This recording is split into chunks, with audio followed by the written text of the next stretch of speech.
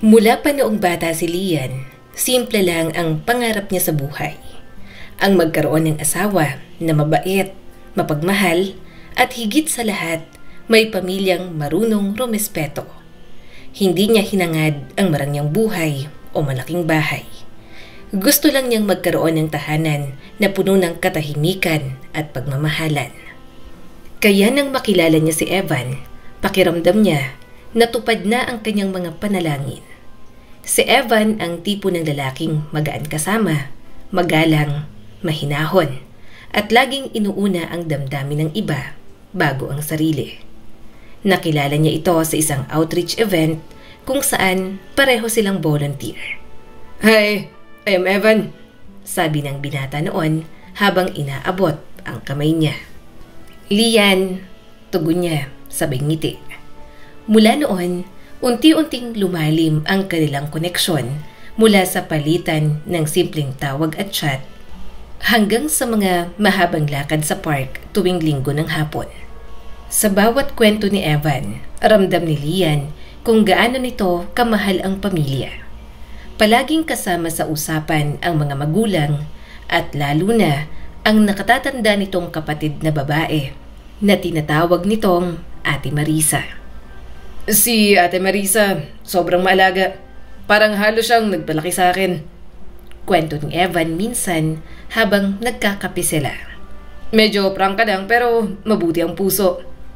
Tumango lang si Lian, bagaman may bahagyang kaba sa dibdib. Hindi niya alam kung bakit, pero sa tuwing nababanggit ang pangalan ni Marisa, may kakaibang pakiramdam siya na hindi niya maipaliwanag. Dumating ang araw na ipinakilala siya ni Evan sa pamilya nito. Maaliwalas ang bahay ng mga tiglaw. May malawak na sala, mabango ang halimuyak ng nilulutong kare-kare sa kusina, at puno ng larawan sa dingding. "Lian, welcome!" Bati ng ina ni Evan na may ngiti. "Thank you po, Mrs. Tiglaw," sagot ni Lian sabay abot ng dalang cake.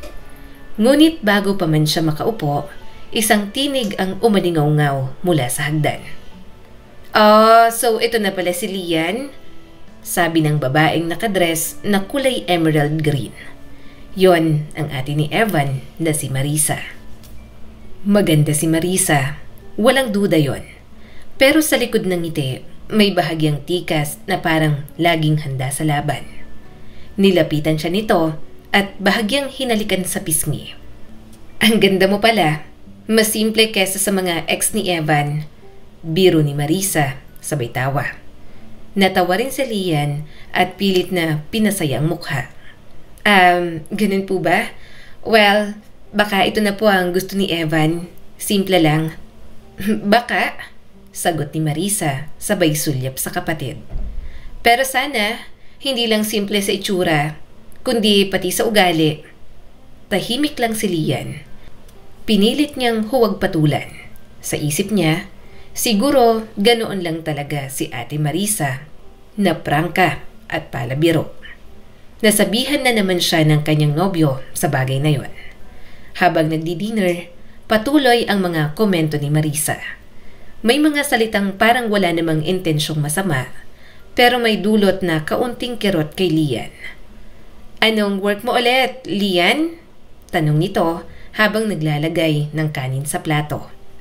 "Office staff po sa insurance company." Kaya pala. Kaya simple lang mga damit mo. Parang pang-ukay-ukay vibes," sabi nito at sinundan ng ngiti. Tumawa lang si Lian kahit medyo sumakit ang dibdib. "Opo, mahilig talaga ako sa ukay-ukay. Praktikal lang talaga at maganda rin naman. Mas gusto ko rin kasi na mas komportable para sa akin, ate." Habang tumatagal, nararamdaman ni Lian ang bigat ng presensya ni Marisa. Para bang sinusuri siya nito sa bawat salita at kilos. Pero sa kabila ng lahat, pinili niyang ngumiti pa rin. Kailangan niyang magustuhan ni Marisa. Kapatid ito ng lalaking mahal niya at gusto naman ni Lian na wala siyang kahit anong problema sa kapamilya nito. Pag-uwi nila ni Evan, sabay silang naglakad papunta sa kotse. Tahimik si Lian buong biyahe. Hey, sabi ni Evan. Tahimik ka kanina pa. Okay ka lang? Ngumiti naman siya. Okay lang ako. Mabait naman si Ate Marisa. Oo, mabait naman siya. Sagot ni Evan pero halatang may alinlangan. Nagbibiro lang siya minsan. Huwag mong personalin sana. Tumango si Lian pero sa loob niya alam niyang hindi yun basta biro lamang. May laman at halatang may tinatamaan. Lumipas ang mga buwan, naging paborito si Lian ng mga magulang ni Evan. Lagi siyang inaasahan sa mga handaan at pagtulong sa bahay. Ngunit si Marisa, parang laging may dahilan para sarkastikong magsalita. Ang sipag mo naman, Lian. Sana hindi mo lang ginagawa yan kasi gusto mong magpa-impress. Sabi ni Marisa nang minsang nagluluto sila sa kusina. Ngumiti lang si Lian. Hindi po. Gusto ko lang makatulong. Talaga? Tugon ni Marisa, sabay ngiti na parang pilit. Swerte si Evan. Hindi lahat ng babae marunong maglinis at magluto. Sabagay, yung mga naging ex niya kasi walang alam sa gawaing bahay kasi mga high class at may high fashion. Hindi na siya sumagot. Alam niyang may nasasabi sa buhay ang mga naging ex-girlfriend ni Evan. Pero wala naman siyang pakialam doon. Inamin din ni Evan na immature pa ito noong mga panahong yon. Ang mahalaga lang kay Lian, seryoso at mahal siya ni Evan ngayon. Kailanman ay hindi ipinadama sa kanya ng nobyo na may hang-ups pa ito sa mga naging ex-girlfriend o kailangan niyang makipagkompetensya sa mga nakarelasyon nito.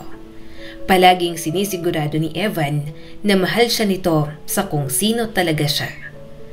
Pagkatapos ng ilang araw, nagkwento si Evan habang magkasama silang naglalakad. Pressured lang si Ate Marisa. Mas matanda siya sa akin at patuloy siyang tinatanong ng mga tao kung kailan siya ikakasal. Kaya siguro kakaiba ang kinikilos niya lately. Sagot ni Lian. Kaya pala, minsan parang may galit siya sa mundo. Natawa si Evan. Don't worry. Kapag nakita niya kung gaano ka ka-genuine, mamahalin ka rin niya. Ngumiti si Lian, pero sa puso niya, may maliit na takot. Paano kung hindi siya matanggap? Paano kung kahit gaano siya kabait, palaging mali pa rin siya sa mata ni Marisa? Tahimik ang bahay nila Lian at Evan ng umagang yon. At habang nagkakape si Lian sa kusina, napansin niyang malalim ang iniisip ng kanyang partner. Nakatingin ito sa tasa, paikot-ikot ang kutsara, ngunit hindi talaga iniinom ang kape. Love, mahinahon niyang sabi. May iniisip ka? Tumingin si Evan, bahagyang napangiti, pero halatang may bumabagabag. Wala naman. Si ate lang, medyo stress na naman daw sa trabaho. Umupo si Lian sa tapat nito. Si Ate Marisa? Parang lagi naman siyang stressed kahit wala namang dahilan. Natawa si Evan pero may lungkot sa tawa. Hindi mo kasi alam ang pinagdadaanan niya. Lahat ng tita ko, mga pinsan namin, halos araw-araw siyang tinatanong kung kailan siya mag-aasawa. Natahimik si Lian. Talaga? Oo, sagot ni Evan bago humigop ng kape. Imagine mo, she's 35, tapos ako ang mas bata, mas mag-aasawa na. Alam mo ba, minsan sinabihan siya ni Tita Belen na ngayong mauunahan ko siyang magpakasal, baka hindi na siya makapag-asawa. Which is impossible. May long-time boyfriend naman siya pero hindi pa sila nagpapakasal. Napailing si Lian. Sana hindi na lang nagsasalita about doon ng mga kamag-anak mo. Dadagdag lang yun sa iisipin ng ate mo. Exactly, sagot ni Evan. Tapos may boyfriend pa siyang si Dylan. 11 years ng relationship nila pero wala pa rin plano. Sa tingin ko, doon siya mas nahihiya sa part na yon. Alam mo si ate, laging gusto niyang siya ang nauuna, siya may kontrol. Hindi nakaimik saglit si Lian. Unti-unti niyang naintindihan kung saan ang gagaling ang mga matatalim na salita ni Marisa. Hindi pala basta ugali, kundi sugat. Sugat ng pagkukumpara, ng pressure, ng mga salitang hindi man sobrang sakit pero mabigat sa dibdib. Baka kaya ganun siya sa akin, mahina niyang sabi. Baka kasi nakikita niya sa akin yung bagay na gusto niya ring makuha, yung ikasal, yung peace of mind, saka readiness to settle down, pero hindi naman ibinibigay ng kanyang boyfriend. Maybe, sagot ni Evan at hinawakan ang kamay ni Lian. Pero wag mong didibdibin, mabuting tao si ate. Hindi niya lang alam kung paano ipapakita minsan. Ngumiti na lang si Lian. Lumipas naman ang hinanakit niya kay Marisa. Pero minsan talaga, naiinis siya sa mga lagpas nitong salita. Kinabukasan, inimbitahan sila ng mga magulang ni Evan sa bahay para sa simpleng Sunday lunch.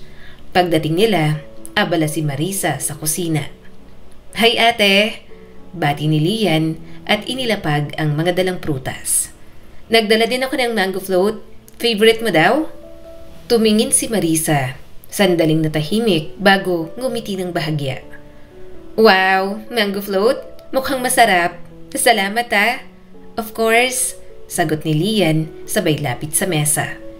Tulungan na rin kita? Pero bago pa siya makalapit, nagsalita si Marisa at medyo malamig ang tono. No need, baka mapagod ka. Ako na rito, ayoko rin ng may nangingialam sa ginagawa ko. Saglit na natahimik si Lian. Sinubukan niyang ngumiti kahit may kurot sa puso. Sige ate. Gusto niya lang namang tumulong pero parang minamasama pa siya. Napabuntong hininga na lang si Lian. Pinipigilan ang sarili na huwag na yung gawing big deal. Siya lang naman ang sasama ang loob. Maya-maya, habang kumakain sila, naging mas maayos naman ang usapan. Pero nang magkakwentuhan na tungkol sa kasal, biglang sumingit si Marisa. So, Lian, tanong nito habang pinupunasan ang labi. Ilang months na lang yung kasal ninyo? 2 months na lang po, sagot ni Lian at masigla ang tono. Excited na ako ate. 2 months, ulit ni Marisa. Buti pa kayo. Ako 11 years na, wala pa ring singsing sa daliri. Natahimik ang lahat. Narinig ni Lian ang paghinga ng biyanan niyang babae. Sabay ngiti ng pilit. Malay mo ate, baka this year na rin, nasabi na lang ni Lian. Napangisi si Marisa. Hindi ko na alam. Baka nga hindi na. Baka nga hanggang dito na lang kami ni Dylan. Hindi na malunok ni Lian ang kinakain. Bahagya niyang sinulyapan ang kanyang magiging future sister-in-law. Ewan niya ba, pero ang bigat ng nararamdaman nito, ipinapasa nito sa lahat. Kaya ang kainan na dapat ay masaya sana, naging mabigat lang sa pakiramdam. Huwag mong sabihin yan ate, sabi ni Evan at mahinahon ng tono. Si Kuya Dylan naman, baka naghihintay lang ng tamang oras.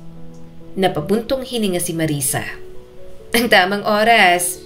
Minsan Evan, nawawala na sa sobrang paghihintay. Nang marinig yon, parang may kumurot sa puso ni Lian. Sa tono ni Marisa, naramdaman niya ang lungkot at desperasyon sa likod ng mga pagmamataas nitong tono. Sa labas, matapang ito, pero sa loob, halatang wasak na wasak naman dahil sa mga nasirang pag-asa. Pag-uwi nila, hindi mapakali si Lian. Habang nakahiga sila ni Evan, bigla siyang nagsalita. Naiintindihan ko na si ate. Hindi lang siya bastos o mapanghusga. Nasasaktan siya. Tumingin si Evan sa kanya. Alam ko, ilang taon niya nang dinadala yon. Ang hirap no? Sabi ni Lian. Yung siya yung ate tapos mauuna pa tayong magpakasal. Tumango si Evan. Kaya hindi ko magawang magalit sa kanya. Hindi niya lang talaga alam ang gagawin. Hindi mo kasi alam kung ilang beses na siyang napaiyak sa tanong na yon. Pagpasensyahan mo na lang talaga siya, love. Ngumiti si Lian at tumango na lamang. Pagpapasensyahan niya na lang talaga. Wala rin naman siyang choice, lalo na at ate ito ni Evan. Makalipas ang ilang araw, Nagkita sila ni Marisa sa isang cafe. Hindi yun planado. Nagkataon lang na doon din pala ito madalas mag-coffee pagkatapos ng trabaho. "Oh, Lian," sabi ni Marisa nang makita siya. "Ikaw pala, mag-isa ka rin?" "Opo ate," sagot ni Lian. "May hinihintay lang akong supplier." "Ikaw po." "Break time," sagot ni Marisa sabay upo sa katabing mesa. "Nakakapagod sa opisina?" Tahimik silang dalawa sandali hanggang sa biglang nagsalita si Marisa. "Alam mo, minsan naiinggit ako sa'yo." Napalingon si Lian at bahagyang nagulat. "Ha? Sa akin po? Bakit naman? Wala naman pong kainggit-inggit sa akin." Tumawa si Marisa pero may halong pait. "Oo, nakakainggit ka. Kasi ang dali sa'yo lahat. Dumating si Evan, minahal ka. Nag-propose agad. Ako, 11 taon na pero wala pa rin nangyayari. Hindi naman po siguro madaling sabihin na madali sa akin," sagot ni Lian ng mahinahon. "May mga pinagdaanan din kami ni Evan, pero siguro iba lang talaga yung timing. Naiintindihan ko po kayo. Hindi man ako ganun katagal sa relasyon, pero alam ko yung pakiramdam ng maghintay ng walang kasiguruhan. Pero sana, wag yung isipin na parang kinakalaban po kita. Gusto ko po talagang maging okay tayo." Tumingin si Marisa sa kanya. Sandaling natahimik bago ngumiti ng marahan. "Masyado kang mabait, Lian." Hindi na lang siya nagsalita. Hindi siya mabait. Pumapalag din siya sa mga taong sumusobra ang ugali. Pero para kay Evan, gusto niyang makasundo si Marisa. Katunayan, ito nga ang tutulong sa kanya sa iba pa niyang aasikasuhin para sa kasal. Hapon ng Sabado, nakaupo si Lian sa harap ng tasa ng cappuccino. Habang tahimik na pinagmamasdan ang mga taong dumaraan sa labas. Ilang minuto lang siyang naghihintay nang dumating si Marisa na nakasuot ng blazer. Mukha itong pagod, ngunit elegante pa rin ang dating. "Sorry, I'm late," sabi ni Marisa habang hinuhubad ang shades. "Traffic sa EDSA?" Ngumiti si Lian. "Okay lang po ate, kakarating ko lang din naman." Umorder si Marisa ng kape at cheesecake bago tuluyang umupo sa tapat ni Lian. Ilang saglit ng katahimikan ang dumaan hanggang sa nagsalita ito. "So, malapit na talaga yung kasala. Ilang weeks na lang." Tumango si Lian, may halong kaba at tuwa sa dibdib. "Opo ate, 2 weeks na lang. Ang bilis nga po ng panahon. Excited ka na?" Tanong ni Marisa at tipid na ngumiti. "Siyempre po," sagot ni Lian. "Sino ba naman ang hindi? Kahit nakakapagod mag-ayos ng lahat, worth it naman kasi isang beses lang mangyayari." Tumango si Marisa, sandaling natahimik bago biglang nagtanong. "Lian, pwede ba akong humiling?" Nagulat si Lian. Hiling po?" "Oo," sabi ni Marisa, sabay lagay ng kutsarita sa tabi ng tasa. "Gusto ko sanang mag-propose kay Dylan sa wedding reception ninyo." Para bang huminto ang oras. Napasinghot si Lian sa kape at muntik ng mabulunan. Hindi siya makapaniwala dahil bakit ito ang magpo-propose sa boyfriend nito. Ano po ulit?" Tanong niya ulit, baka nagkamali lang siya ng dinig. Ngumiti si Marisa at huminga ng malalim. "Proposal? Romantic, di ba? Nasa harap ng pamilya, ng mga kamag-anak, ng mga kaibigan. Ang ganda sigurong pagkakataon." Tahimik si Lian ng ilang segundo at sinusubukang iproseso ang narinig. Hindi niya lang talaga lubos maisip na hihilingin yon ni Marisa. Parang nakikita niya na ang desperasyon sa mukha nito. "Ate," mahina niyang sabi. "Naiintindihan ko po ang gusto niyo, pero baka hindi magandang ideya yon." Nag-angat ng tingin si Marisa at bahagyang kumunot ang noo.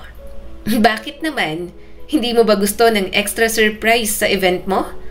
"Hindi naman po sa ganon," sagot ni Lian, Mahinahon naman pero ramdam ang tensyon sa tono. Kaso, kasal po namin ni Evan yon. I mean, that day is supposed to be about us. Sa amin lang sana nakatutok ang celebration. Sandaling natahimik si Marisa. So, ayaw mo. Hindi alam ni Lian kung paano sasagutin nang hindi nagmumukhang bastos. Hindi naman po sa ayaw, ate. Pero gusto ko lang po sana na yung proposal nyo kay Dylan ay magkaroon ng sarili nyong espesyal na araw. Kasi deserve nyo naman po yun. Hindi lang basta insert sa ibang okasyon.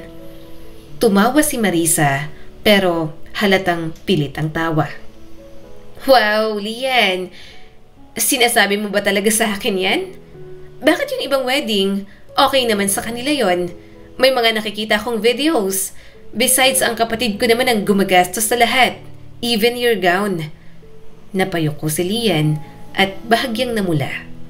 Hindi niya akalaing maririnig yon. Para bang iniinsulto siya, pinamukha sa kanya na wala siyang ambag doon. Napag-usapan naman nila yon ni Evan. Gusto niyang mag-share pero mapilit at galante ang kanyang mapapangasawa. Kaya hindi na rin talaga siya nagpumilit pa. Pasensya na po kung medyo diretso, tapat niyang turan dito. Ayoko lang po kasi na may makaramdam ng hindi komportable. Baka po ma-pressure si Kuya Dylan sa harap ng maraming tao. Sabi ni Marisa at nag-ibang tono. So, iniisip mo rin siya? Opo, sagot ni Lian. At kayo rin, ayoko may masaktan o mapahiya kung sakaling hindi maging maayos ang timing. Ngumiti si Marisa, pero malamig na ang tingin sa kanya. Of course, I understand. Hindi ko naman ipipilit kung ayaw mo. Ngunit sa likod ng ngiti na yon, naramdaman ni Lian ang lamig ng hangin na parang dumaan sa pagitan nila. Parang may biglang distansyang hindi na mabubura. Kinagabihan, habang nag-aayos si Lian ng mga wedding giveaways sa kanilang sala, pumasok si Evan na hawak ang cellphone. Love, napansin kong tahimik ka kanina, sabi nito habang lumalapit. Okay ka lang ba? Nag-angat ng tingin si Lian at may bakas ng pagod sa mukha. Si Ate Marisa kasi. Bakit? Anong nangyari? Tanong ni Evan at umupo sa tabi niya. Huminga ng malalim si Lian. Nagkita kami kanina. May hiningi siyang favor. Gusto niyang mag-propose kay Dylan sa wedding reception natin. Napakurap si Evan. Wait, what? Sa reception natin? Oo, sagot ni Lian. Akala ko nga nagbibiro siya. Pero seryoso pala, siya pa magpo-propose. Tahimik si Evan ng ilang segundo at halatang nagugulat din. Well, anong sinabi mo? Siyempre, maayos kong tinanggihan. Sinabi ko na gusto kong mag-focus ng celebration sa kasal natin at mas maganda kung may sarili siyang moment para doon. Tumango si Evan pero napakamot ng ulo. Ay nako, alam ko na kung saan patutungo yan. Si ate minsan kasi kapag hindi mo siya pinagbigyan, sobrang matampuhin. Sandaling natahimik si Lian. So, galit siya sa akin ngayon? Hindi siguro galit, sabi ni Evan. Pero malamang nasaktan. Alam mo naman yung pressure sa kanya. Lahat ng nagtatanong kung kailan siya ikakasal. Baka akala niya, ayaw mo siyang bigyan ng pagkakataon na ipakita kay Dylan na ready na siya. Pero love, hindi ba unfair din sa atin yon? I mean, wedding reception natin to. Hindi ba parang inaagaw niya ang atensyon? Hindi nakaimik si Evan. Mukhang naisip na may punto rin naman siya. Totoo ang mga sinabi ni Lian. Pero totoo rin na mahirap kalabanin ang emosyon ng kanyang future sister-in-law. Promise, sabi ni Evan at hinawakan ang kamay ni Lian. Ako nang kakausap kay ate. Ako nang magpapaliwanag. Sure ka? Baka mas lalo lang siyang magtampo. Bahala na, sagot ni Evan at pilit nang umiti. Hindi ko naman hahayaang masira ang wedding natin. At Pasensya ka na sa ate ko. Ngumiti si Lian pero hindi niya magawang lubos na magtiwala sa mga salitang yon. May kung anong kaba sa dibdib niya. Parang may paparating na bagyo na hindi niya mapangalanan. 2 linggo na lang bago ang kasal. Abala na si Lian sa mga final fitting, supplier meetings at sa iba't ibang tawag. Sa unang fitting nila para sa entourage, masigla ang lahat. Nasa bridal shop siya kasama ang ibang bridesmaids. Ate, okay lang ba yung fit? Tanong ni Lian habang inaayos ang laylayan ng gown ni Marisa. Okay naman. Malamig na sagot nito at hindi man lang tumingin. Medyo masikip lang sa bewang, pero siguro ako na lang ang magpapa-adjust. Pwede kong sabihin sa seamstress, wag na, kaya ko na to. Putol ni Marisa, sabay tingin sa salamin, ngunit hindi sa kanya. Hindi na nagsalita pa ulit si Lian. Hindi niya alam kung dapat bang magtanong pa. Sa gilid ng mata niya, napansin niyang nag-uusap ang 2 tita sa sofa habang naghihintay. Hay, sayang talaga yung si Marisa. Mahinang sabi ng isa, pero sapat para marinig ni Lian. Mas matanda pa siya pero naunahan ng kapatid na magpakasal. Kasi si Dylan, ayaw parang magpakasal. Ewan ko ba, baka nagkakasawaan na. Hoy, tumigil ka nga. Baka marinig ni Marisa. Kawawa naman. Rinig ko, parang siya raw ang magpo-propose kay Dylan. At mukhang kulang lang kaunting push. Para bang biglang lumamig ang buong kwarto. Parang may dumagan sa dibdib ni Lian. Pinilit niyang ngumiti, nagpatuloy sa pag-aayos, pero sa loob-loob niya, parang may kumukurot para kay Marisa. Pag-uwi niya ng gabing yon, nadatnan niyang gising pa rin si Evan, nakahiga sa sofa at nagbabasa sa cellphone nito. Love, tawag ni Lian at inilapag ang bag. May narinig ako kanina tungkol kay ate mo? Nag-angat ng tingin si Evan. Tungkol saan? Alam siguro nila yung request ng kapatid mo sa atin.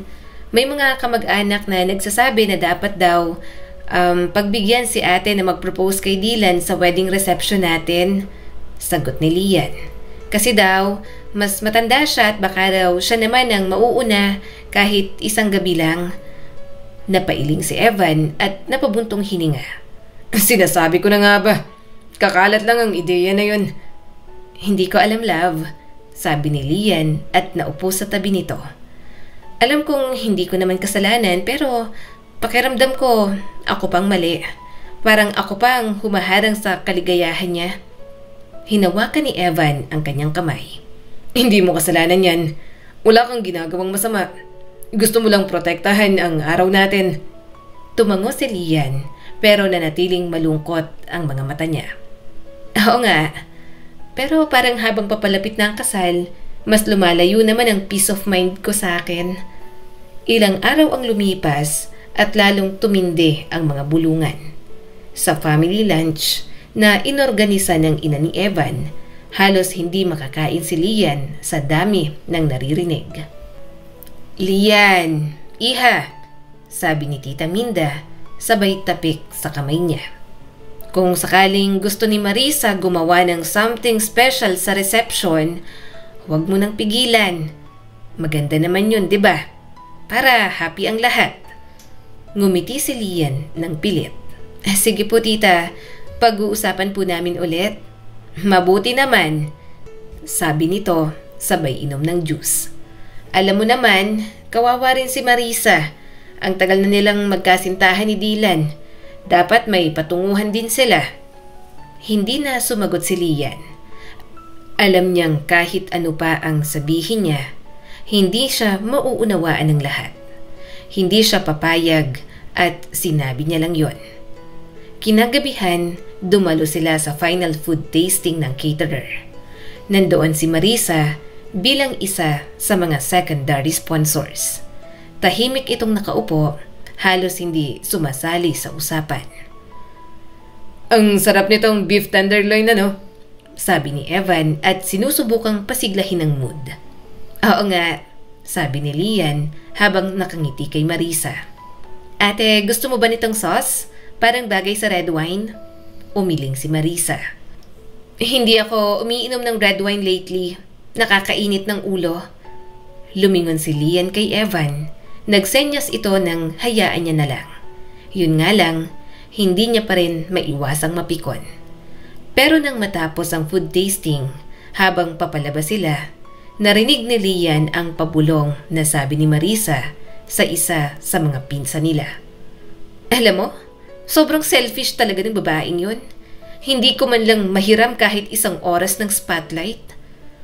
Parang may tumusok sa dibdib ni Lian. Hindi niya alam kung paano tatayo, kung dapat bang magpanggap na hindi niya narinig o humarap para ipagtanggol ang sarili. Pero pinili niyang manahimik. Pag-uwi nila sa bahay, diretso siya sa kwarto. Hindi niya nakinaya ang bigat sa dibdib. Umupo siya sa kama, tinanggal ang hikaw at huminga ng malalim. Pero sa halip na guminhawa, bigla siyang napahagulgol. Pumasok si Evan at nag-aalala na sa kanya. Love, anong nangyari? Umiling siya at pilit pinipigil ang pagtulo ng luha. Narinig ko si Ate Marisa. Tinawag niya akong selfish. Love, nilapitan siya ni Evan at niyakap. Hindi ko naman ginusto to, sabi ni Lian sa pagitan ng paghikbi. Hindi ko naman kasalanan na nauna tayong ikasal. Saka hihintayin pa ba natin siyang ikasal bago tayo? Alam ko, Lian, bulong ni Evan at hinahaplos ang buhok niya. Hindi mo kailangan magpaliwanag sa kanila. Sorry sa mga sinasabi ng ate ko. Sorry talaga. Ngunit kahit gaano pa kaamo at kalambing ang tinig ni Evan, hindi rin maaalis sa isip ni Lian ang mga sinasabi ni Marisa. Nakakaapekto yun sa kanya at mukhang maging sa kasal nila. Kinabukasan, pumunta si Lian sa simbahan para sa final meeting sa coordinator. Tahimik siyang nagdasal sa gilid matapos ang meeting. Gusto niya na lang na maging maayos ang kanilang wedding. Humiling lang siya ng kapayapaan sa araw ng kasal nila ni Evan.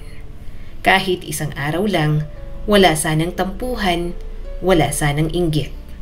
Hangad niyang maintindihan siya ng mga taong nasa paligid niya.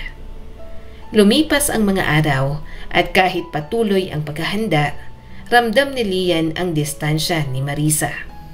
Sa group chat ng entourage, bihira na itong mag-reply. Sa mga pictorials, laging malamig ang ngiti. Ngunit kahit ganon, pinipili pa rin ni Lian ang maging mabait. Sa mga sandaling gustong-gusto niya nang magsalita, tinitiis na lang niya dahil alam niyang ano man ang sabihin niya, may malit-mali pa rin sa paningin ng iba. Sa bawat gabing tulog na si Evan, si Lian ay gising pa rin, tahimik na nakatingin sa kalendaryo. Binibilang kung ilang tulog na lang bago ang araw na matagal niya nang pinapangarap. Umagang-umaga pa lang, gising na si Lian. Napangiti siya nang makita ang liwanag ng araw. Nadahan-dahang sumisilip sa puting kortina ng hotel suite. Habang nakaupo siya sa harap ng salamin, pinagmamasdan niya ang sarili. Ang mukha niyang may halong kaba at pananabik. Eto na talaga, mahina niyang sabi. Ikakasal na ako. Ang ganda mo, Lian, ani Maya, ang makeup artist na matalik din niyang kaibigan. Parang hindi ka kinakabahan na? Napangiti siya at mahinang tumawa. Kinakabahan din, pero mas nangingibabaw ang saya ko. Parang ito na talagang simula ng bagong buhay ko, Maya. Habang inaayos ang kanyang belo, naramdaman niya ang unti-unting nawawala na bigat sa mga araw na lumipas. Wala muna si Marisa sa isip niya.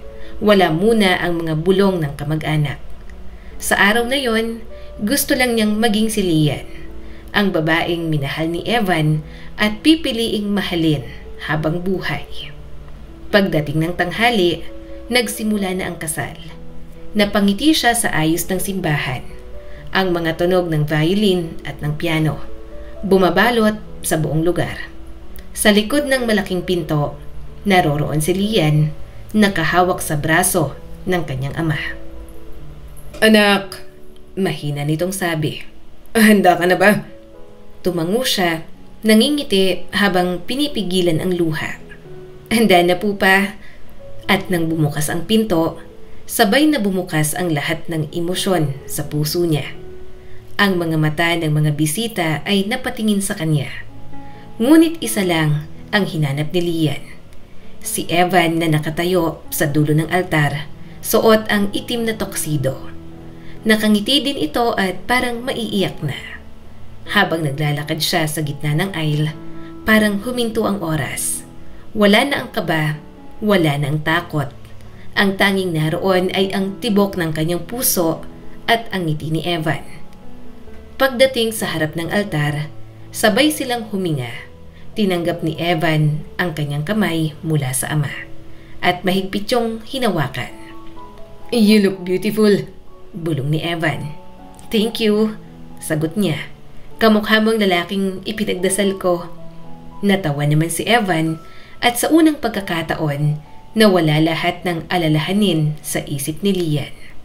Nagsimula ang misa, tahimik ang lahat. Sa bawat salitang binibigkas ng pari, ramdam ni Lian ang lalim ng mga pangako. Sa sandaling yon, habang isinusuot ni Evan ang singsing sa kanyang daliri, ramdam ni Lian na yun na ang tunay na simula. At nang tuluyang ideklara ng pari, You may now kiss the bride, ay parang napuno ng liwanag ang buong simbahan. Ang palakpakan ng mga tao, ang ngiti ng kanilang mga magulang, at ang mga luhang bumabagsak sa kanyang pisngi. Lahat yon ay nagsama-sama sa isang masayang sandali. Sa reception hall, sinalubong sila ng masiglang musika at tawanan. Sa gitna ng magarang dekorasyon, nakita ni Lian ang mga mukha ng mga taong nagmamahal sa kanila. Nandoon ang mga kaibigan, pamilya at kahit si Marisa, nakaupo sa dulo ng mesa na tahimik pero naroroon. Love, Sabi ni Evan habang lumapit sa kanya. okay ka lang? Tumango siya at bahagyang ngumiti. Masaya ako. Parang lahat ng pinagdaanan natin ay worth it. Maya-maya, inanunsyo ang kanilang unang sayaw. Sa ilalim ng mga ilaw, sumayaw sila ng dahan-dahan. Mahigpit ang pagkakahawak ni Evan sa kanya at bawat ikot nila sa entablado ay tila sinasagot ng mga palakpak ng mga bisita. Lian, Bulong ni Evan. salamat sa pagtitiis, sa pag-unawa. Alam kong hindi naging madali, lalo na kay ate. Ngumiti si Lian at inayos ang korbata ng kanyang asawa. Basta ikaw, kaya ko. Siguro kailangan lang talaga ng panahon. Darating din yung araw na magiging maayos kami. Hinalikan siya sa noo ni Evan. Pagkatapos ng sayaw, naupo si Lian sandali sa kanilang mesa. Habang pinagmamasdan ng paligid, napansin niyang masaya ang mga tao. Ang mga kamag-anak ay nagtatawanan, ang mga kaibigan ay nagsasayawan, at kahit si Marisa ay nakangiti habang nakikipag-usap sa isang pinsan.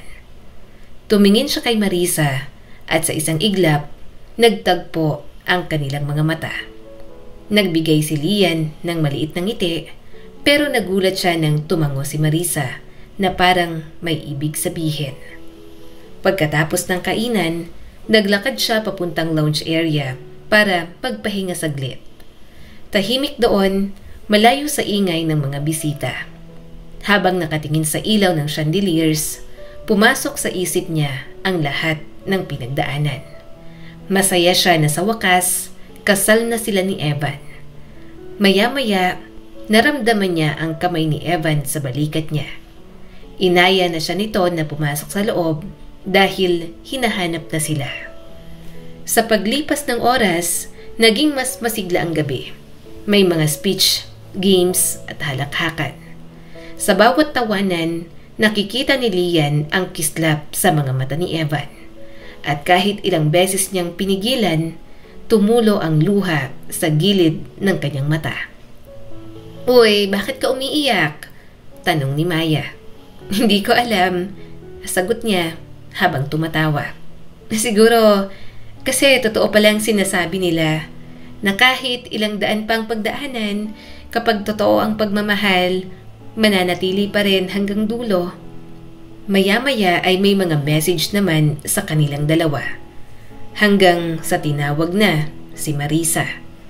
Napapalakpak ang mga tao at sa una, natuwa rin si Lian. Akala niya ay magbibigay lang ito ng toast o simpleng mensahe.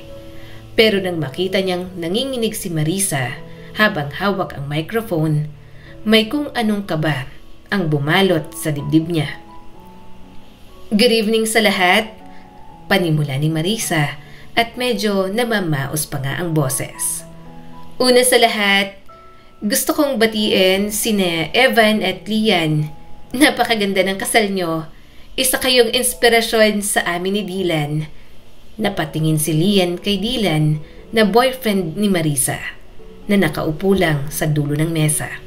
Nakangiti ito pero bakas ang kaba sa mga mata. Alam nyo, patuloy ni Marisa, 11 taon na kaming magkasintahan ni Dylan. Matagal na. At ngayong araw na to, napagtanto kong hindi ko na gustong maghintay pa. Biglang nagpalitan ng tingin ang mga tao. Ang ilan napangiti at ang iba ay napatigil sa pagkain. Hindi na nagugustuhan ni Lian ang mga nangyayari. Ate Marisa, mahinang tawag ni Evan at halatang nagulat. Pero hindi nito pinansin ng kapatid. Ngayon, si Marisa ay dahan-dahang lumapit sa gitna ng entablado habang hila si Dylan. Hinugot nito ang isang maliit na kahon sa bulsa. Binuksan yon at lumuhod sa harap ng boyfriend nito. Napasinghap si Lian.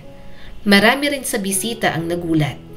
Nakakagulat, lalo pa at si Marisa ang humingi ng kamay ni Dylan para sa isang kasal. Dylan, sabi ni Marisa sa nanginginig na tinig. After 11 years, will you marry me? Parang tumigil ang mundo. Napalunok si Lian. Hindi alam kung anong mararamdaman para sa ginagawa ng kanyang sister-in-law. Nakakahiya yon. Hindi lang naman pamilya ni Evan ang nandoon. Nandoon din ang pamilya at mga kaibigan sa side niya. Kaya ayaw niyang pahintulutan yon dahil nakakahiya sa mga bisita nila. Narinig niya ang mga mahihinang bulungan ng mga bisita, ang malalakas na pagsinghap at humigpit na lang ang hawak ni Lian sa braso ng kanyang asawa. Ngunit sa gitna ng lahat, nanatiling tahimik si Dylan. Hindi ito makatingin kay Marisa. Dylan, pakiusap ni Marisa at nangingilid ang luha sa mga mata. Sige na, please, sabihin mo lang na oo. Walang imik si Dylan. Hinawakan nito ang microphone na inabot ng MC. Pero ilang segundo na walang lumabas na salita sa bibig nito. Nainis naman siya sa MC na mukhang kakonsyaba ni Marisa.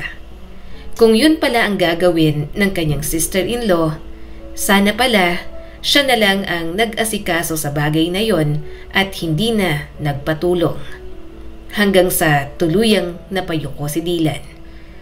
Marisa, I'm sorry pero hindi ko kaya. Parang may sumabog na tahimik na bomba sa loob ng venue. Napasinghap ang mga tao. May nagtakip ng bibig at may napatayo. Si Lian natigilan lang sa kinauupuan niya at hindi makagalaw. Bigla ring humina ang music. Anong ibig mong sabihin? Mahinang tanong ni Marisa at nanginginig ang boses. Dylan, this is not funny. Pero hindi na tumingin si Dylan. Umatras ito, humakbang paalis at tuluyang lumabas ng venue. Dylan! Sigaw ni Marisa. Tinakbo ito pero hinarang ng isa sa mga pinsan nito.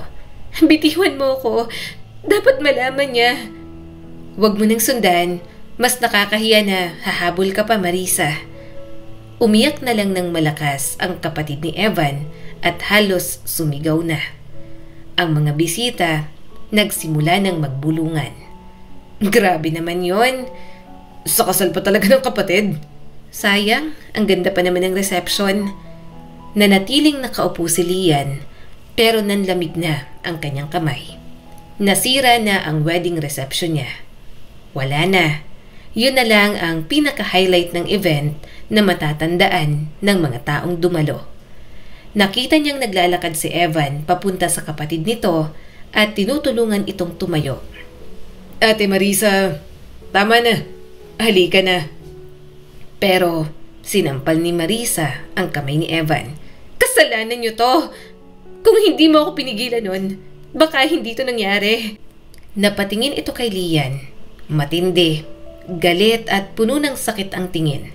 Dahil sa'yo, dahil sa kasal niyo. Kung hindi dito, hindi ako mapapahiya ng ganito. Namilog ang mga mata ni Lian.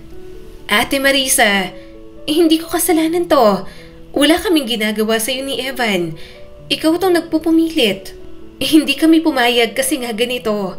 Pero tinuloy mo pa rin. Hindi naman namin alam na hindi mo kasi ako pinayagan nun. Sinasabi ko na sa'yo, gusto ko maging espesyal ang araw ko. Pero ang damot mo. Hawak nito ang microphone kaya dinig na dinig ng mga tao. At ngayon, tingnan mo, maganda nga ang kasal mo pero malas. Makikita mo, makakarma rin kayo. Ate Marisa, tama na. Huwag naman sa araw ng kasal ko. Singit ni Evan pero hindi na mapigilan ang kapatid. Hindi na mapigilan ang gulo. Ang nagwawalang kapatid ng asawa niya. Ang mga bisita ay nagmamadaling tumayo. Ang iba lumalabas habang ang ibang kamag-anak naman ay sinusubukang pakalmahin si Marisa. Naiiyak na si Lian. Sobrang nakakahiya na yon para sa kanilang dalawa ni Evan. Hindi na niya kinaya. Dahan-dahan siyang tumayo, kinuha ang microphone mula sa mesa at nagsalita sa gitna ng lahat. Ate Marisa, mahinahon pero matatag ang kanyang boses. Wala kang karapatang sisihin kami. Sinira mo ng espesyal na araw namin ni Evan. Hindi kasalanan ng kasal namin kung bakit hindi ka sinagot ng boyfriend mo. Natahimik ang lahat. Wala na siyang pakialam kung may mabasto siya. Piko na talaga siya sa mga nangyayari. Baka dapat mong tanungin ang sarili mo. Patuloy ni Lian at pilit pinipigilan ang pag-iyak. Kung bakit sa loob ng 11 taon ay hindi siya nagplano ng kahit na ano para sa'yo. Para sa inyo. Nakita niyang nanigas si Marisa. Lahat ng galit nito, tila napalitan ng pagkabigla. Hindi mo alam ang pinagdadaanan ko. Lahat kayo, ang dali niyong humusga.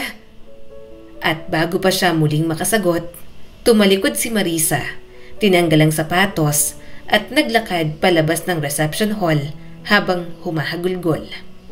Pagkatapos ng ilang minuto, nag-ayos si Evan ng sitwasyon. Pinaupo ang mga bisita, pinakalma ang mga kamag-anak. Ngunit alam niyang wala ng saysay. Ang gabi na dapat ay puno ng halakhakan at sayawan, naging gabi ng tahimik na pag-uwi at mga bulungan. Si Lian, habang nakaupo sa bridal chair, tahimik na lamang na pinapakalma ang sarili. Nilapitan siya ni Evan at hinawakan ang kanyang kamay.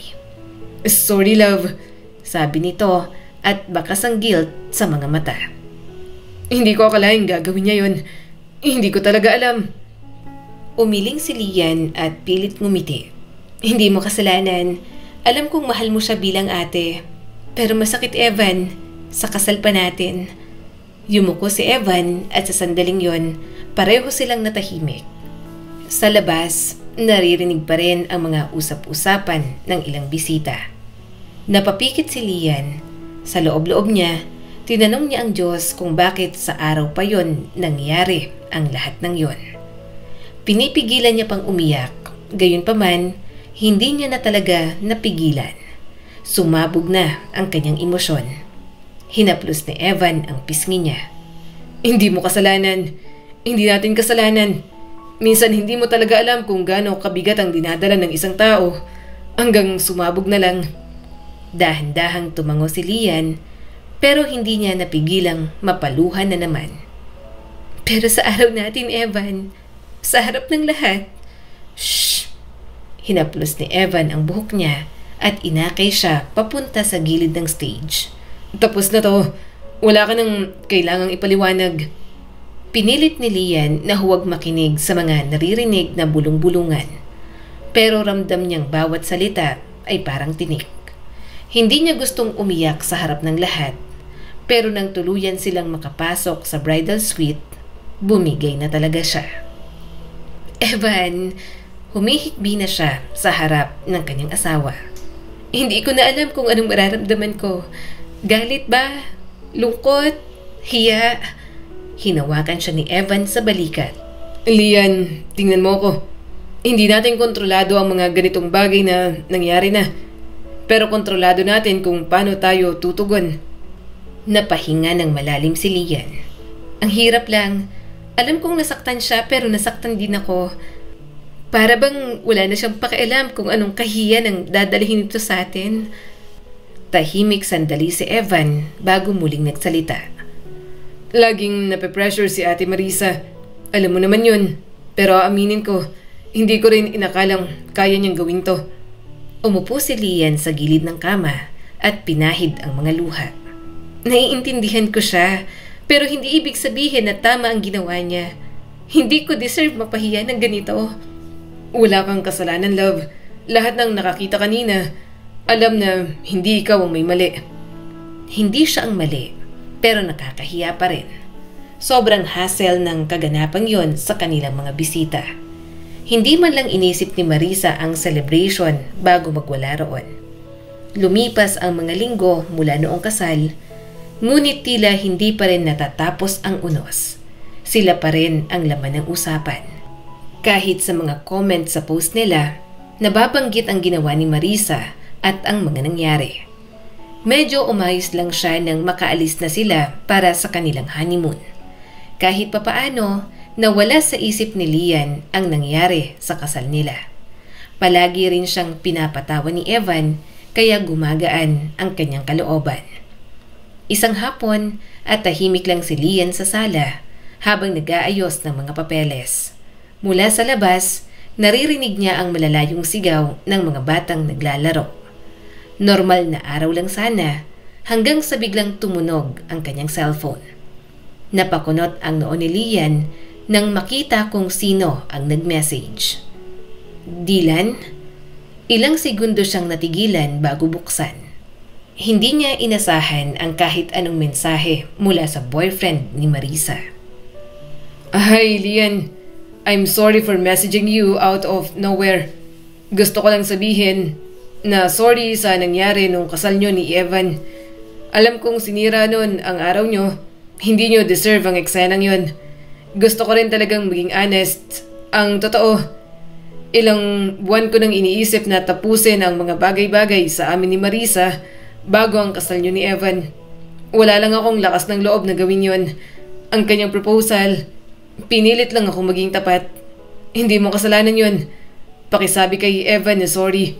Sana okay na kayong dalawa ngayon. Napapikit na lamang siya pagkatapos basahin yon. Bigla niya na namang naalala ang mga nangyari sa kasal at ang mga naging asal ni Marisa.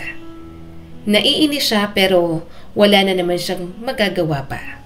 Nangyari na at hindi na mababawi ang kahiyang natamo nila. Maya-maya ay dumating si Evan mula sa trabaho. Pagpasok nito, agad niyang napansin ang katahimikan sa bahay. Love, okay ka lang ba? Tanong nito habang naglalagay ng bag sa sofa. Umiling si Lian. May message kasi si Kuya Dylan. Si Kuya Dylan? Agad itong napatigil.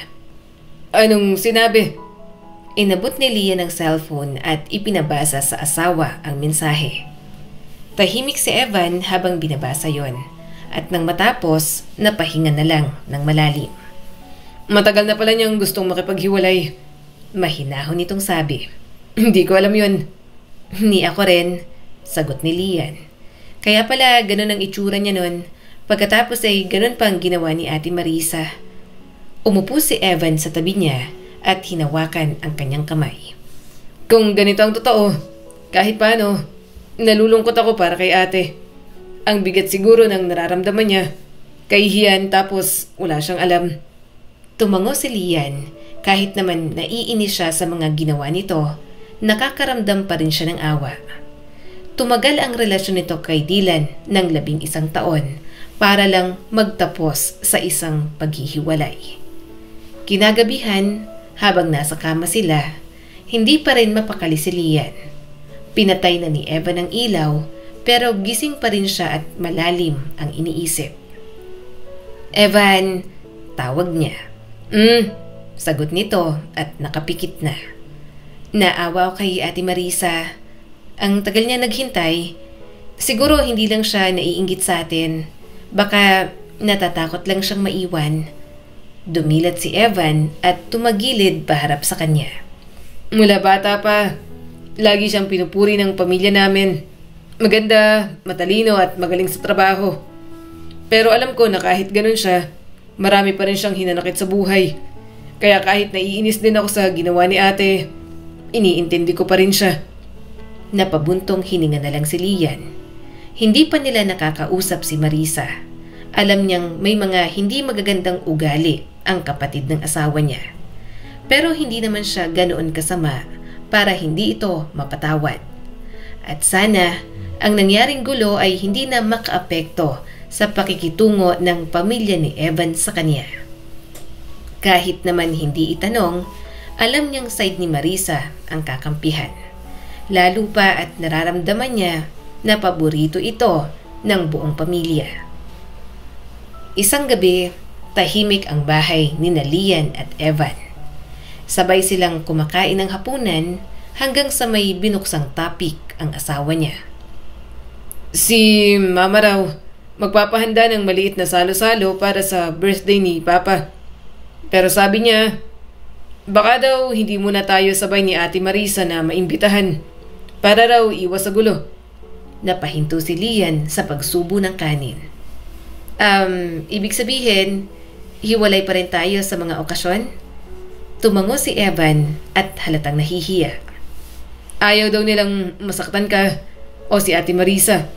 Medyo sarado pa kasi ang utak ng ate ko. Baka magkasagutan lang kayo. Sorry, ayoko maramdaman mo na parang hindi ka included sa pamilya kaso parang medyo mabigat pang issue. Pinilit ni Lian na ngumiti. Naiintindihan ko naman, siguro kailangan lang talaga ng panahon.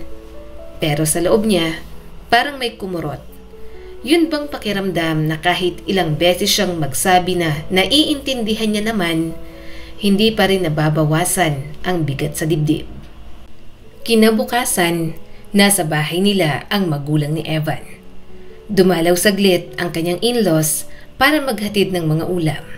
Karaniwan naman yung ginagawa ng kanyang mga biyanan kahit noong live-in partner pa lang sila ni Evan. Pero ngayon, iba ang pakiramdam ni Lian.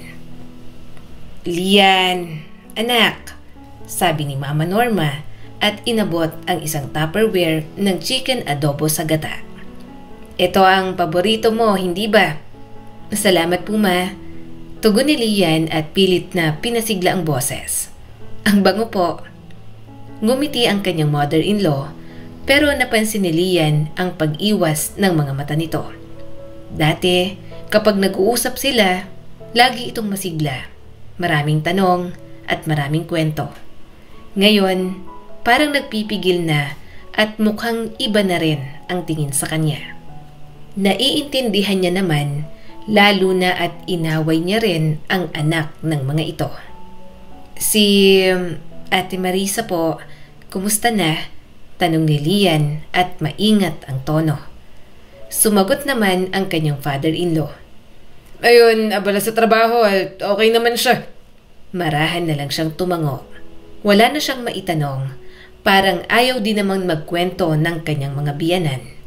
Parang may gustong sabihin pero natatakot magsimula. Maya-maya ay umuwi na ang mga magulang ni Evan. Pagsara ng pinto, Napahinga na lang siya ng malalim. Umupo siya sa sofa at nakatitig sa mga lalagyan ng ulam sa mesa. Hindi niya mawari kung ano na bang tingin ng in-laws niya sa kanya. Nang dumating si Evan mula sa trabaho, agad nitong napansin ang lungkot sa mukha niya. Bakit ganyan ka?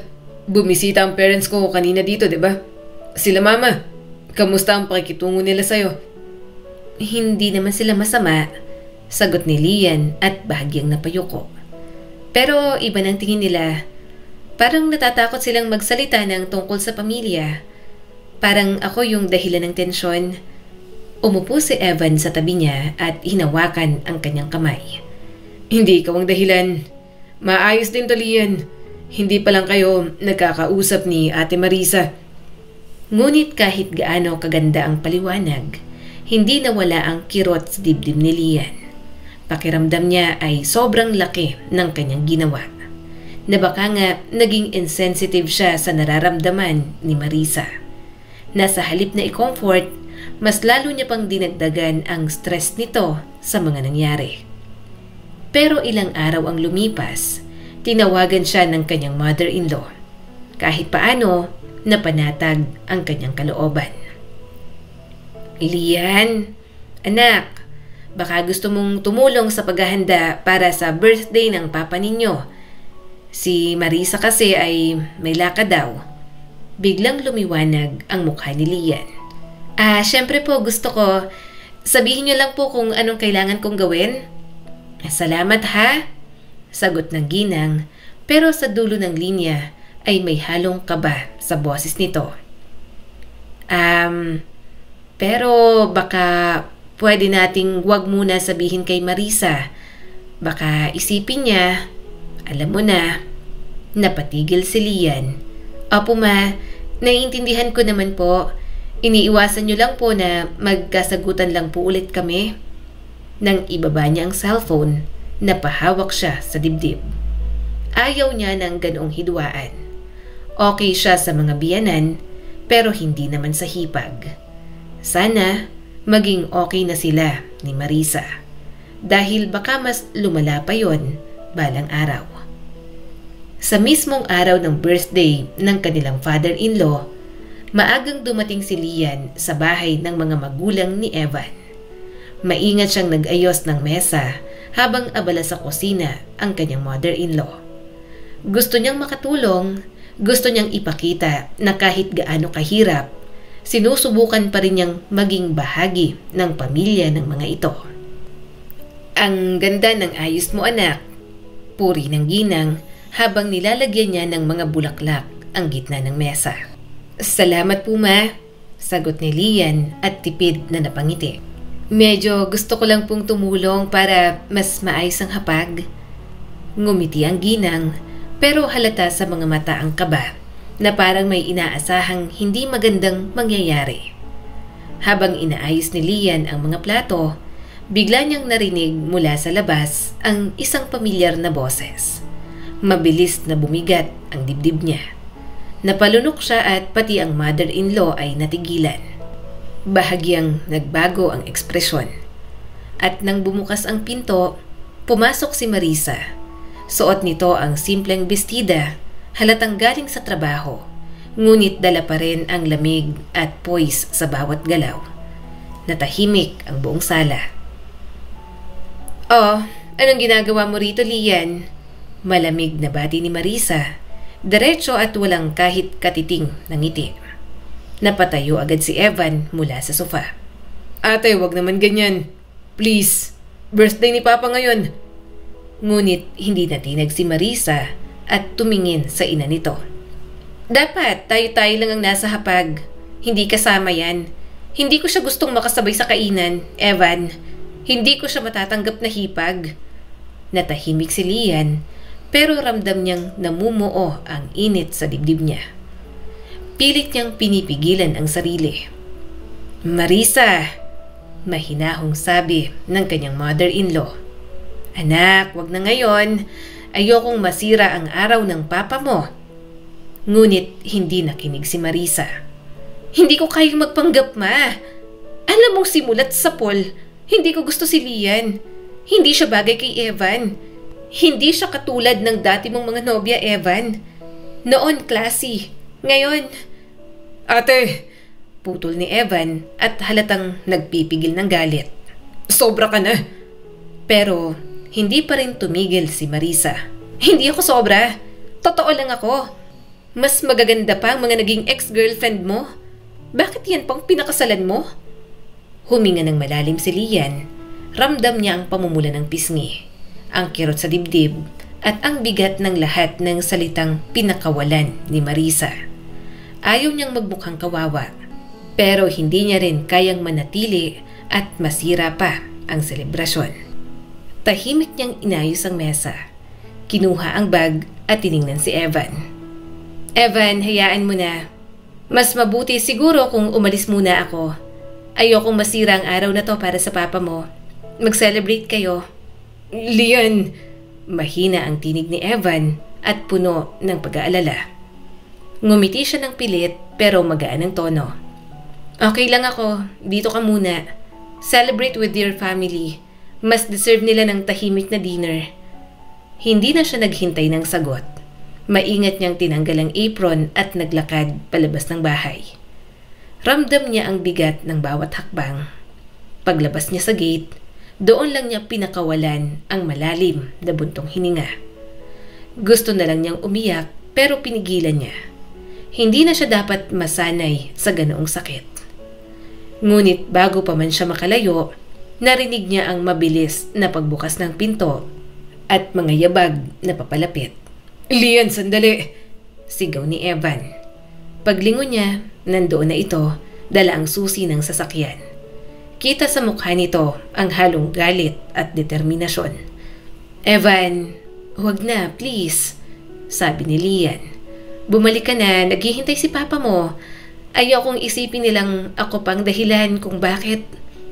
Pero bago pa siya makatapos sa pagsasalita, hinawakan ni Evan ang kanyang kamay.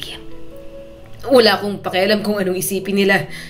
Hindi kita hayaang umalis mag-isa.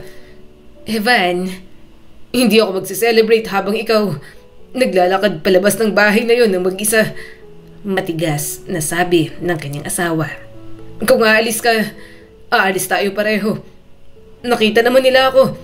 Binati ko na si Papa at binigay ko ng regalo ko. Okay na yun. Saglit na natahimik si Lian at hindi makapaniwala sa narinig. Nakita niyang lumingon si Evan sandali pabalik sa bahay. Parang tinatansya kung ano ang gagawin. At sa isang iglap, kinuha nito ang cellphone at tumawag.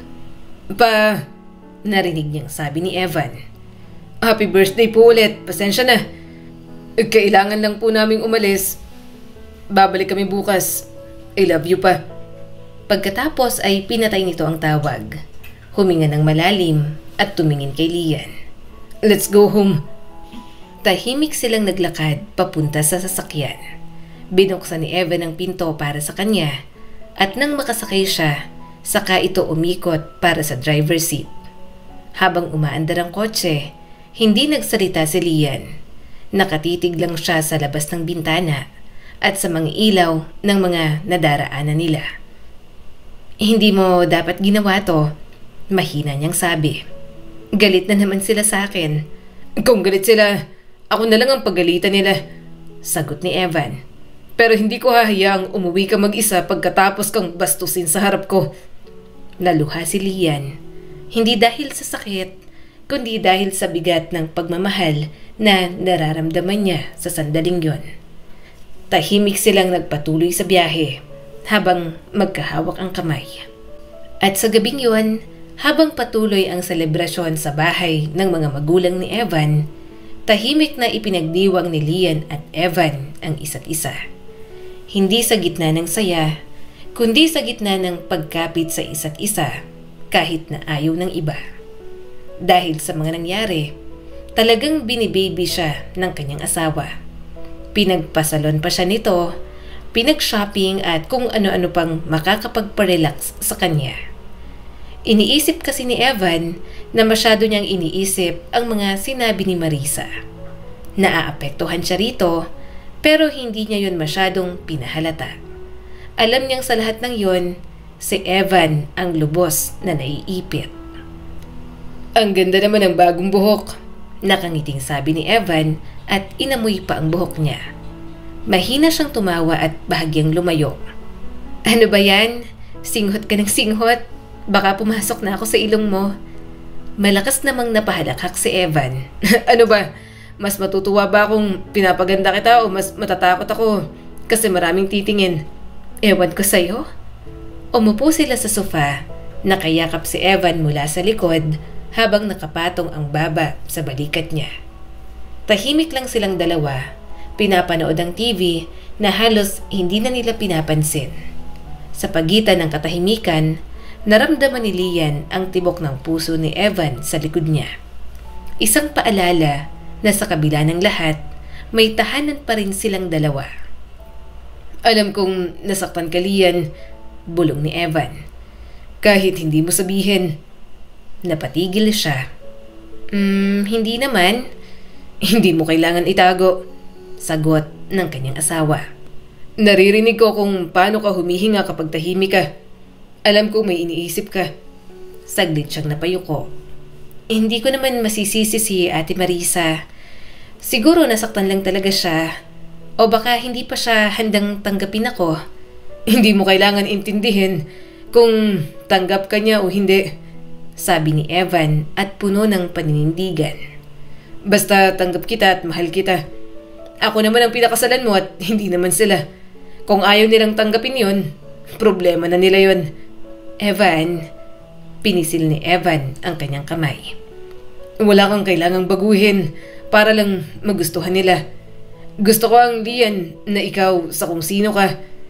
Hindi kung ano ang gusto nilang maging kaakma mo sa pamilya. Napangiti si Lian, ngunit may luha sa sulok ng kanyang mga mata.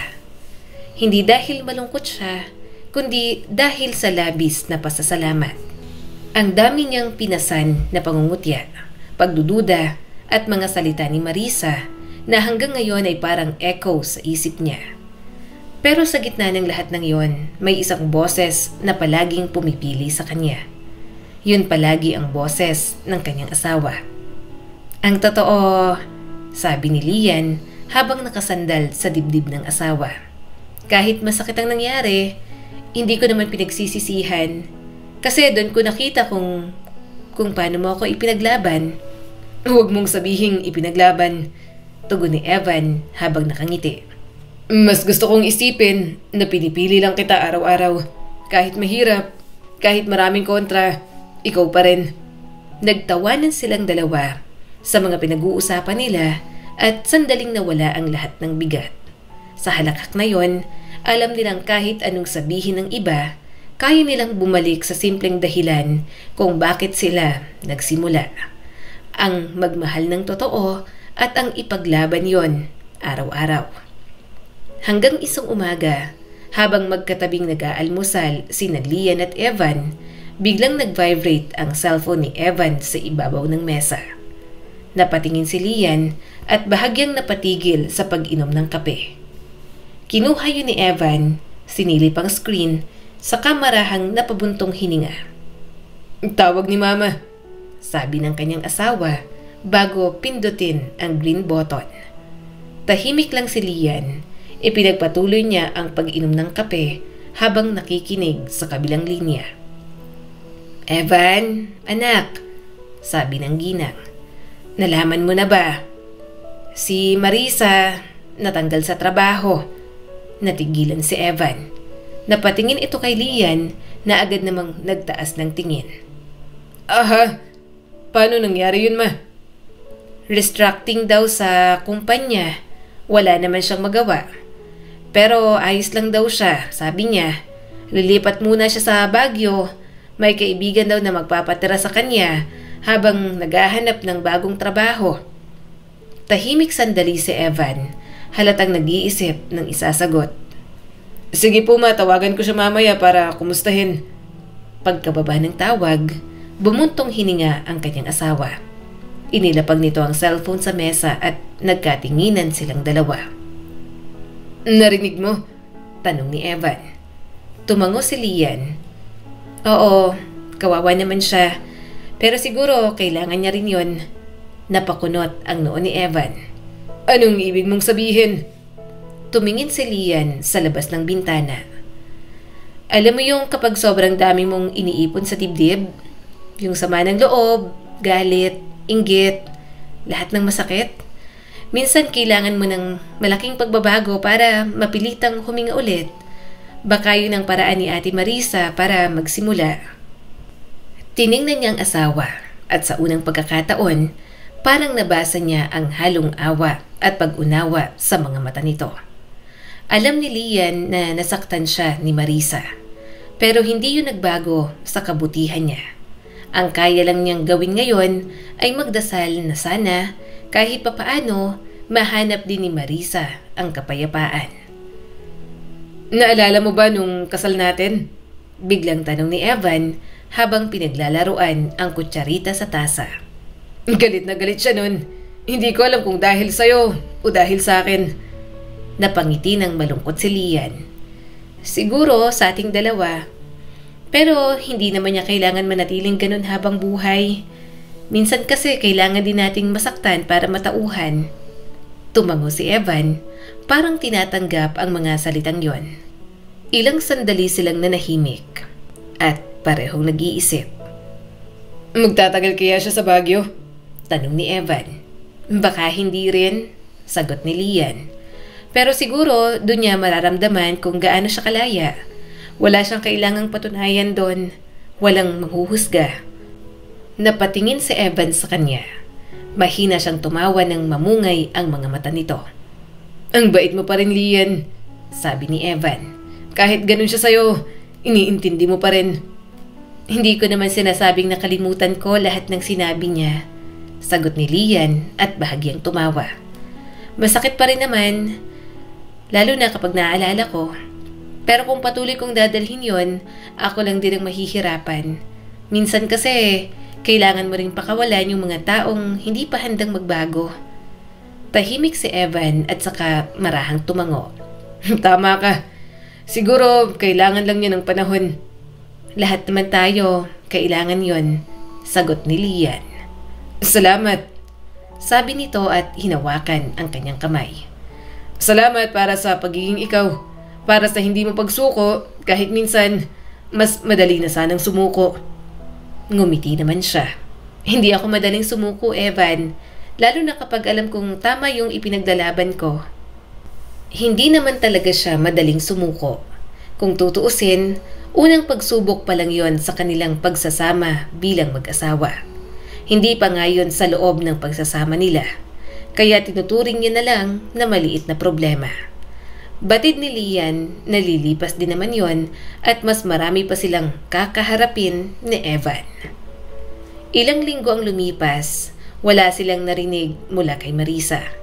Walang tawag, walang mensahe, walang update mula sa mga magulang ni Evan. Hanggang isang gabi, pag-uwi ni Evan, may ngiti ito sa mga labi.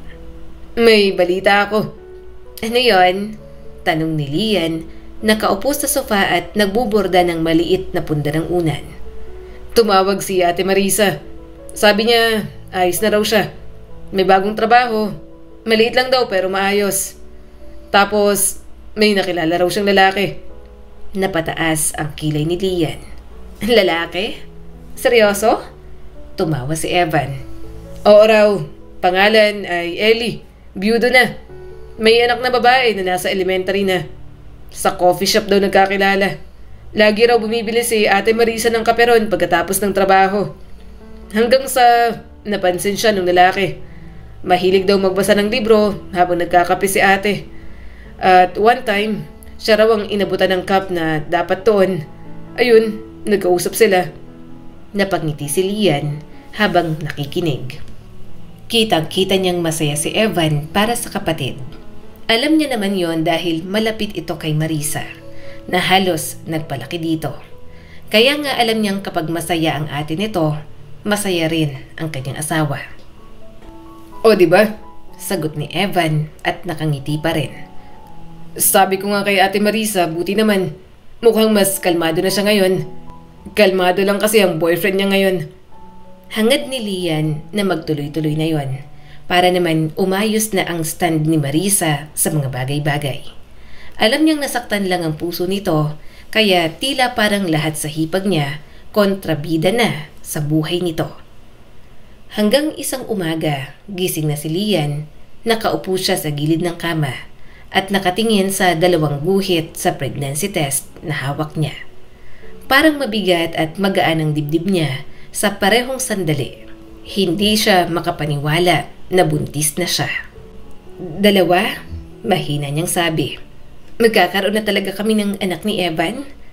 Pinilit niyang umiti pero may luha pa rin na pumatak sa kanyang pisngi. Hindi dahil sa takot, kundi dahil sa halo-halong damdamin. Lumabas agad siya at pumunta sa kusina. Nagtaka agad ang kanyang asawa nang makitang namumula ang mga mata niya. Love? Tanong ni Evan at lumapit agad. Bakit, may nangyari ba? Hindi nakasagot si Lian, inabot lang niya ang maliit na pregnancy test. Sandali yung tinitigan ni Evan, saka dahan-dahang tumaas ang tingin sa kanya. 2? Tumango si Lian at doon tuluyang bumigay ang mga luha niya.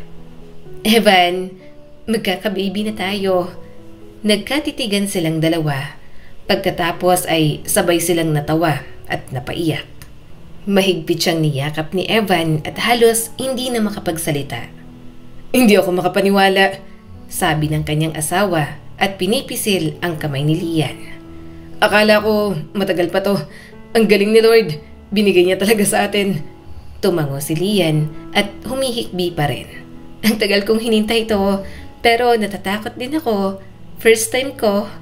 Napahinga ng malalim si Evan saka hinawakan ang mukha niya. Lian, nandito lang ako.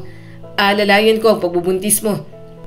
Mahina siyang tumawa nang hinalikan nito ang kanyang noo. Siguro nga hindi naman talaga siya dapat matakot. Mabuting asawa naman ang ibinigay sa kanya. Nang magkaroon sila ng time, dinala siya ni Evan sa bahay ng mga magulang nito.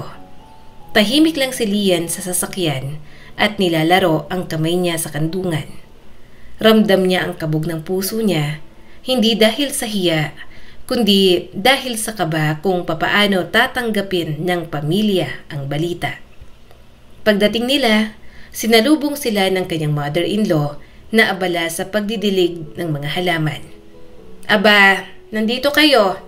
Anong okasyon? Nagkatinginan sina Evan at Lian. Si Evan na ang naunang nagsalita. May gusto po sana kaming sabihin.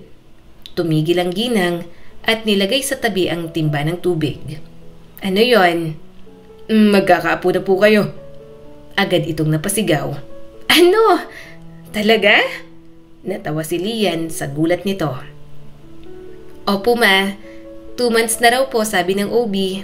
Ay Diyos ko! Tumakbo ang kanyang biyanan papunta sa kanya at niyakap siya ng mahigpit. Matagal ko nang hinihintay ito. Evan anak, magaling ka pala. Nakabuo agad. Ma! Napatawa si Evan. Lumabas naman ang biyanan niyang lalaki mula sa loob ng bahay at nagtataka. Ano bang kaguluhan to? Magkakaapo ka na! Sigaw ng ginang. Hindi napigilan ni Lian ang mapaluha sa saya. Sa unang pagkakataon mula noong kasal nila, naramdaman niyang buo at masaya ulit ang pamilya. Walang alitan at walang malamig na pagtrato sa kanya. Gayunpaman, sa lahat ng yon, sa reaksyon siya ni Marisa nag-aalala. Nag-message na si Evan dito at ibinalita ang pagbubuntis niya. Simpleng congrats lang ang sinagot ng ate ni Evan. Pero kahit papano, sapat na yun kay Lian. At least, hindi na ito parang bitter o mainit ang dugo sa kanya. Tahimik ang bahay ni na Evan ng araw na yon habang nag-aayos si Lian ng suot niyang bestida. 7 buwan na ang kanyang tiyan. Malaki na, bilog na bilog at kahit masaya siya, hindi niya maiwasang kabahan. Ngayon ang anniversary ng kasal ng mga magulang ni Evan. At sa unang pagkakataon, matapos ang matagal na sigalot, muling buo ang pamilya sa side ni Evan. Habang sinisipat niya ang sarili sa salamin, marahan siyang napabuntong hininga. Okay lang to, Lian. Hindi mo kailangan kabahan. Peaceful na ngayon. Siguro, nakamove on na naman siguro ang lahat. Lumapit si Evan, nakapolo at maaliwalas ang ngiti. Ang ganda mo. Hindi mo kailangan kabahan, okay?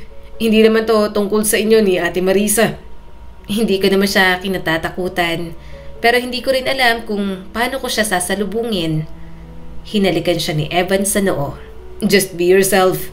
Alam kong matagal na niyang gustong makausap ka. Wala lang talaga sigurong lakas ng loob. Isasama niya raw ang bagong nobyo niya. At saka ang anak ni Kuya Eli. Tumango na lang si Lian. Pagdating nila sa bahay ng mga magulang ni Evan, sinalubong sila ng amoy ng pagkain at halakhakan. May mga lobo, mga litrato sa dingding ng kasal ng mga magulang ni Evan at mga bulaklak na puti at dilaw sa gitna ng hapag. "Anak!" tawag ng ina ni Evan. "Oh, ang laki na ng tiyan mo!" Ngumiti si Lian at niyakap ito ng maingat. "Oo nga po, ma. Ramdam ko na talaga ang bigat." Magandang senyales yan, sabi naman ng ama ni Evan. Lalaking-lalaki siguro ang apo ko. Hindi pa namin alam pa, natatawang sagot ni Evan. Pero malalaman po namin next week. Basta healthy lang po ang baby, dagdag ni Lian. Kahit babae po o lalaki, pareho naman pong okay sa amin. Habang nagtatawanan sila, napatingin si Lian sa pinto. Dumating si Marisa na nakasuot ng simpleng blue dress, nakapusod ang buhok at may daladalang cake. Kasama nito ang isang lalaki at isang batang babae. "Marisa!" bati ng ina ni Evan. "Buti at nakarating ka, anak." Ngumiti si Marisa at yumakap sa ina. "Syempre, ma, hindi ko palalampasin to." Pagkatapos, tumingin ito kay Lian. Sandaling nagtagpo ang kanilang mga mata. Walang masamang titig pero may kaba at pagkailang sa pagitan nila. "Hi, Lian," mahinang sabi ni Marisa. "Ate Marisa," sagot naman ni Lian. "Ang ganda ng dress mo." "Salamat. Bagay din sa'yo yung kulay pink." Tahimik silang tumango sa isa't isa bago lumapit si Evan para paghiwalayin ang tensyon. "Oh, halika na. Kakain na tayo. Ate Marisa, dito ka na sa tabi namin ni Lian." Tumango si Marisa bago bumaling sa iba. Ipinakilala nito si Ellie, pati na ang anak ng nobyo nito. Huminga na lang si Lian ng malalim. Wala naman sigurong mangyayaring hindi maganda. Isang maulan na hapon nang maramdaman ni Lian ang pananakit ng kanyang tiyan. Mag-isa sa bahay, nasa Cebu pa si Evan para sa 3 araw na business trip. Ang mga magulang nito ay nasa Baguio at ang mga magulang niya naman ay nasa probinsya. Sa una, inakala niyang normal lang iyon. Pero nang magsimulang sumakit ang likod niya, kinabahan na talaga siya. Umupo siya sa sofa, huminga ng malalim at kinuha ang cellphone. Tinawagan niya si Evan. "Love, sumasakit ang tiyan ko. Hindi naman sobrang sakit pero parang naninigas minsan." Nataranta ang boses ni Evan sa kabilang linya. Anong klaseng sakit? Regular ba yung pagitan?"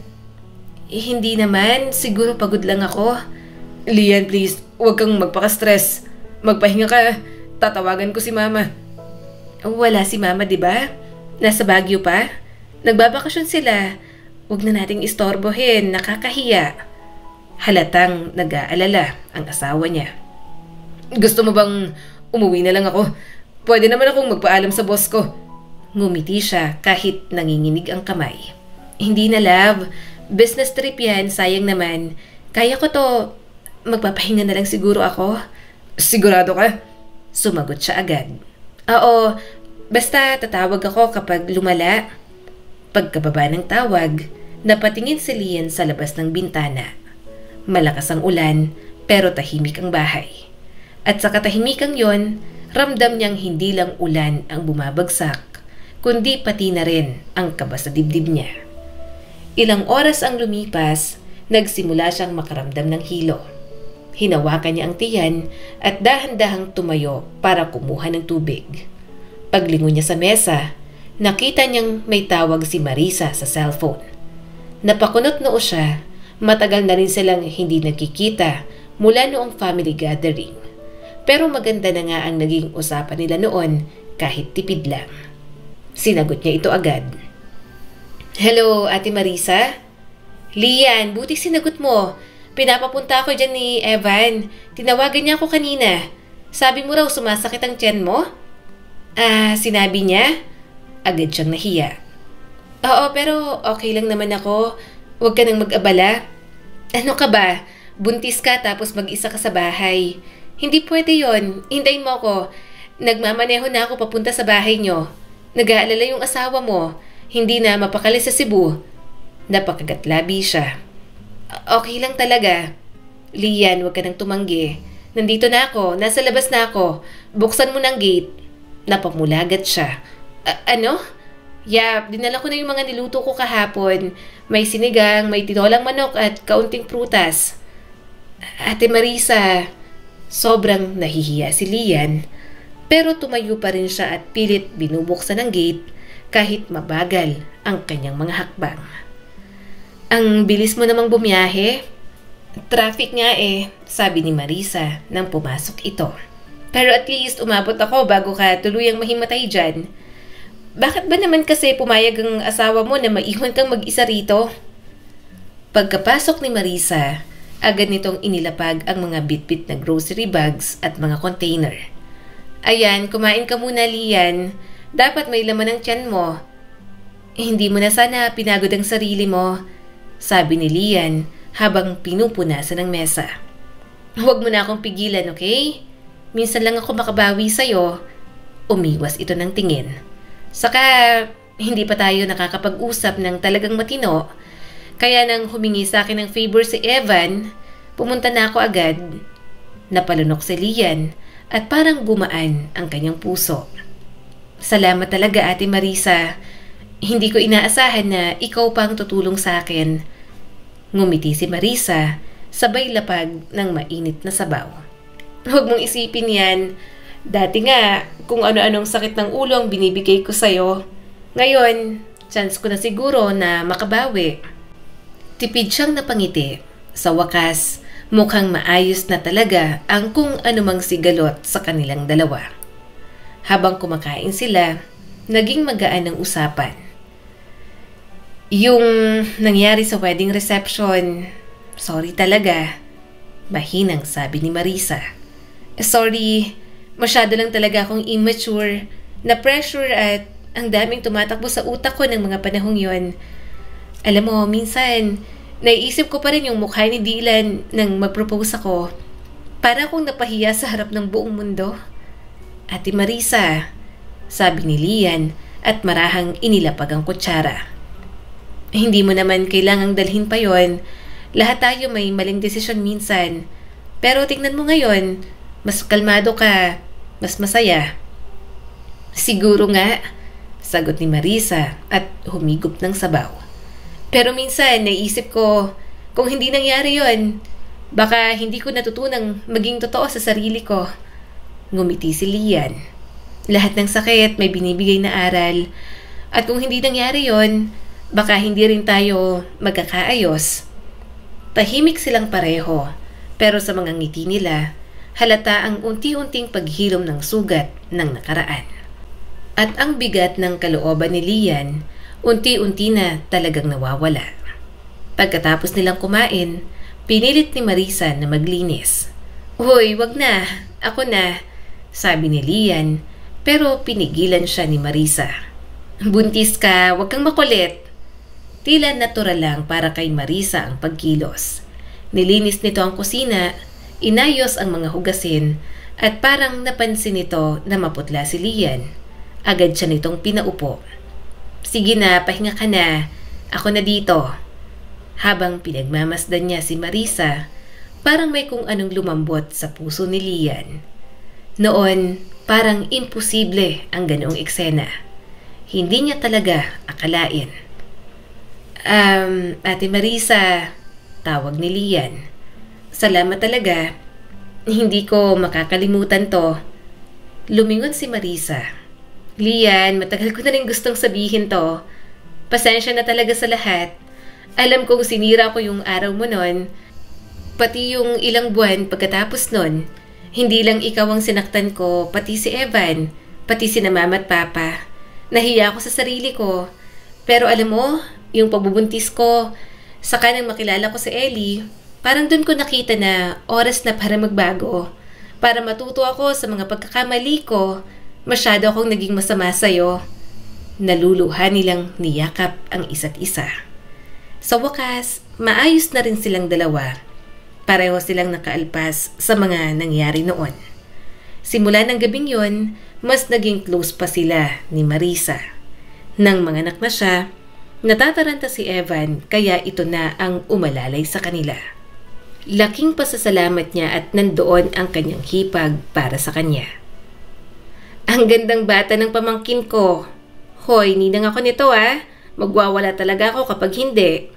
Nakangiting sabi ni Marisa. Natawa naman si Lian. Siyempre ate, ikaw lang din naman ang favorite niyang tita.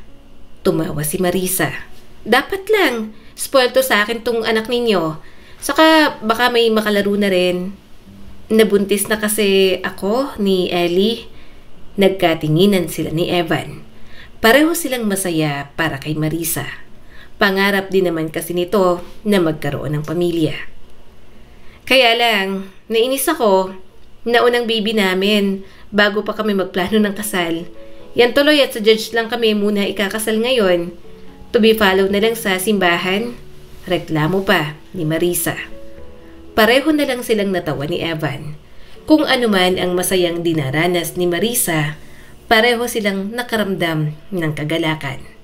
At alam niyang magiging parte sila ng kanyang asawa ng kaligayahang yon. Ang kwentong ito ay nagpapaalala sa atin. Sa buhay, darating talaga ang mga pagkakataon na masusubok ang ating puso. Lalo na pagdating sa pamilya, pagmamahal, at pagpapatawad. Minsan, ang mga taong pinakamasakit makasamaan ng loob ay sila ring pinakamahal natin. Ngunit sa dulo, matututunan natin na ang tunay na kapayapaan ay hindi nakukuha sa pakikipagtalo o paghihigante, kundi sa pagtanggap at pagbitaw. Ang pagpapatawad ay hindi laging nangangahulugang tama ang ginawa ng iba, kundi pinipili nating maging payapa sa kabila ng sakit. Kaya sana, sa bawat sigalot, piliin natin ang kabutihan dahil hindi natin kontrolado ang ugali ng iba. Pero hawak natin kung paano tayo magmamahal, magpapatawad at magpapatuloy. Muli, ako po si Skylar Guro at sana'y may bago na naman kayong natutunan sa kwento natin ngayon. Maraming salamat po.